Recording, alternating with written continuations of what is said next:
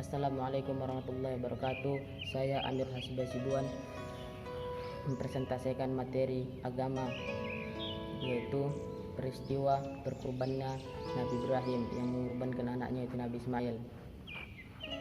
Pada suatu ketika Nabi Ibrahim mengorbankan hewan ternakannya yang sejumlah 100 ekor onta, 300 ekor sapi dan 1000 ekor kambing atau domba.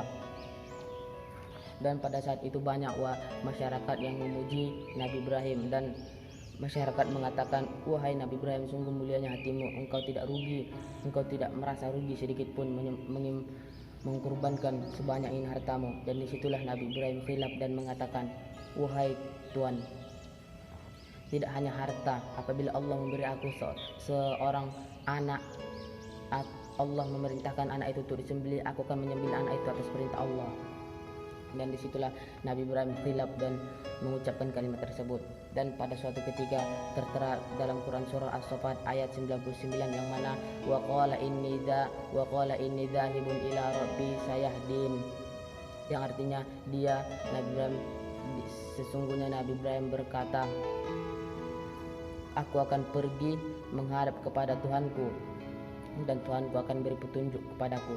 Dan dalam Quran surah As-Saffat ayat berikutnya itu ayat 100 yang berbunyi Rabbi habli minas solihin, yang artinya ya Allah, berikanlah aku seorang anak yang soleh. Itu permintaan Nabi Ibrahim. Dan ayat berikutnya 101 Allah menjawab fabasyarnahu bi ghulamin halim, yang artinya kami memberi kabar gembira, yaitu memberikan seorang anak yang bernama Ismail. Singkat cerita, istri kedua dari Nabi Ibrahim mengandung, yaitu Siti Hajar mengandung anaknya Nabi Ismail. Istri yang pertama yaitu Siti Sarah. Siti Sarah sangat cemburu kepada Siti Hajar. Lalu Siti Sarah pun berkata kepada suaminya, wahai suamiku, bawalah istri dan anakmu pergi, aku tidak tahan lagi melihat mereka. Dan Allah pun memerintahkan kepada Nabi Ibrahim, wahai Ibrahim, bawalah anakmu ini dan istrimu ke lembah Mekah. Dan pada saat di lembah Mekah, Siti Hajar pun bingung kenapa suaminya membawa dia ke tempat lembah yang tidak ada kehidupan, pohon mati pun tidak ada, apalagi yang pohon hidup, air, hewan tidak ada. Dan Siti Hajar mengatakan kepada suaminya, wahai suamiku, apakah engkau rela melihat kami mati kelaparan di sini? Dan Siti Hajar mengulanginya sebanyak 2 kali. Dan pada saat Siti Hajar ingin bertanya lagi yang ketiga kalinya, dia sadar bahwa ini adalah perintah Allah, dan dia mengatakan, wahai suamiku, apakah ini perintah Allah? Dan suaminya pun hanya bisa mengangguk. Dan Siti Hajar yakin bahwa ini ada perintah Allah. Dan Siti Hajar mengatakan, kalau ini perintah Allah, Allah tidak akan biar hambanya mati dengan kelaparan. Dan singkat cerita, Nabi Ibrahim pun pergi, sudah tidak terlihat lagi oleh Siti Hajar. Dan Siti Hajar memanfaatkan waktu yang sebelum matahari tenggelam. Dia di dalam Mekah itu terdapat dua bukit, yaitu Bukit Safa dan Bukit Marwah. Dan Siti Hajar pun pergi ke Bukit Safa dan ke Bukit Marwah mencari makanan, tidak ada. Dia mengulangi sebanyak 7 kali. Itulah awal mula terjadinya sa'i. Pada saat ia sudah putus asa dan dia kembali ke tempat anaknya yaitu Nabi Ismail, dan dia melihat ada sebuah mata air yang yang bercucur di bawah telapak kaki Nabi Ismail. Dan dia berlari dan mengatakan zam zam zam. Zam artinya bahasa Palestina, yaitu berkumpul. Dan disitulah mereka bertahan hidup dengan air tersebut. Kalau tidak dikumpulkan Siti Hajar, Mekah menjadi lautan. Mengapa saya katakan begitu? Karena sampai sekarang air Zam-Zam tidak kekeringan. Sudah berapa miliar orang meminum air Zam-Zam tersebut. Singkat cerita, Nabi Ismail tumbuh menjadi seorang lelaki yang berusia 5-7 tahun. Dan pada saat itu Nabi Ibrahim ingin mengunjungi Nabi Ismail, dan Nabi Ibrahim bermalam di Mina pada tanggal 8 Zulhijjah. Di situ Nabi Ibrahim bermimpi. Allah mengatakan, wahai Ibrahim, penuhi janjimu, engkau mengatakan bahwa engkau akan menyembelih anakmu.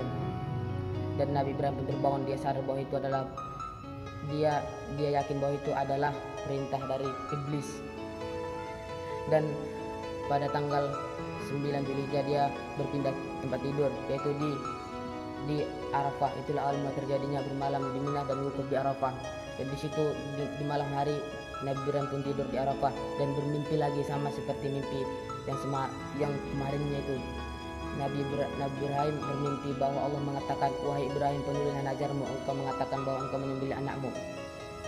Dan Nabi Ibrahim pun yakin itu adalah perintah dari Allah Subhanahu wa taala. Dan pada keesokan harinya tanggal 10 Zulhijjah, Nabi Ibrahim mengatakan kepada istrinya itu Siti Hajar, "Wahai Hajar, mandikan anakmu, berikan dia pakaian yang wangi, berikan dia pakaian yang bagus dan wewangian. Aku akan bawa dia bertemu dengan Tuhannya." Dan pada saat itu Nabi Ibrahim mengajak Nabi Ismail ke Mina. Pada saat di tengah perjalanan iblis menggoda istri dari Nabi Ibrahim yaitu Siti Hajar. Wahai Hajar, apakah engkau tahu mau dibawa kemana anakmu? Dan Siti Hajar mengatakan, iya, tentu suamiku akan membawa anakku tersebut bertemu dengan Tuhannya. Dan iblis mengatakan, apakah engkau tega melihat anakmu disembelih suamimu? Dan Siti Hajar mengatakan, jangankan leher anakku, leher aku saja aku berikan kalau itu perintah Allah. Dan iblis gagal menggoda istrinya, dan iblis mencoba menggoda Nabi Ibrahim. Iblis menyerupai bapak-bapak tua dan mengatakan, wahai Ibrahim, apakah engkau tega melihat anakmu engkau menyembelihnya? Engkau minta ampunlah kepada Allah dan jangan patuhi perintah Allah ini. Dan Nabi Ibrahim berkata, ini telah najarku, aku akan mematuhi perintah Allah. Pergi kau sana, wahai bapak tua, kata Nabi Ibrahim. Dan selanjutnya iblis pun menggoda si Nabi Ismail. Dan iblis mengatakan, wahai Ismail, apakah engkau tahu engkau mau dibawa kemana oleh ayahmu? Dan Ismail mengatakan, saya tidak tahu mau dibawa kemana. Dan iblis mengatakan, ayahmu akan menyembelihmu. Dan Ismail mengatakan, ini perintah siapa? Dan iblis mengatakan, ini perintah Allah. Kalau memang perintah Allah, aku akan mematuhi perintah Allah, kata Nabi Ismail. Dan Nabi Ismail pun mengambil batu dan melempar iblis tersebut. Itulah awal mulanya melontar jumrah. Pada saat sampai di Mina, Nabi Ibrahim mengatakan, wahai anakku, semalam ayah bermimpi Allah memerintah ayah untuk menyembelihmu. Tidak masalah ya ayah, kalau itu perintah Allah, lakukan ya ayah. Sebelum ayah menyembelih aku berpesan ya ayah. Yang pertama, ikatlah tanganku ya ayah dan kakiku agar aku tidak merepotkan engkau pada saat proses penyembelihan. Yang kedua, telungkupkanlah badanku ya ayah dan jangan lihat leherku yang engkau sembelih ya ayah. Yang ketiga, asahlah pedangmu ya ayah agar aku tidak merasakan sakit yang lebih lama. Yang keempat, angkatlah bajumu ayah dan agar darahku tidak terpercik padamu ya ayah, dan itu akan mengurangi pahalaku di sisi Allah ya ayah. Yang kelima, bawalah bajuku ya ayah dan beri pesan kepada ibuku agar ibuku sabar dalam menghadapi ujian ya ayah. Dan pesan yang terakhir, wahai ayah, janganlah engkau melihat anak-anak suci aku, nanti engkau akan rindu dan sedih kepadaku. Pada saat itu pun langsung, dan saat itu Nabi Ibrahim pun ingin menyembelih anaknya. Dan pada saat penyembelihan tersebut tidak mempan. Ismail mengatakan, kenapa ya ayah? Dan Nabi Ibrahim mengatakan, ayah tidak tahu, pedang ini sudah sangat tajam tetapi tidak mempan ya anak. Dan dicoba yang kedua, tidak mempan. Dan Nabi Ismail mengatakan, wah ayah, mungkin ini terpaksa ya ayah, coba buka ikatan tanganku dan kakiku ayah.